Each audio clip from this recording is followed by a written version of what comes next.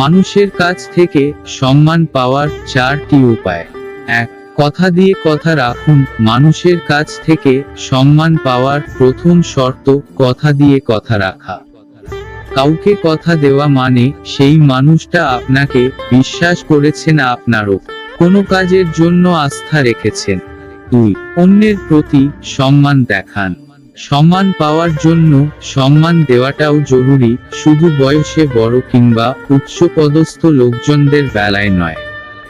চেষ্টা করবেন সবাইকে যথাযথ সম্মান দেওয়ার, এতে আপনার প্রতিও আলাদা করে সম্মান জন্মাবে তাদের। 3.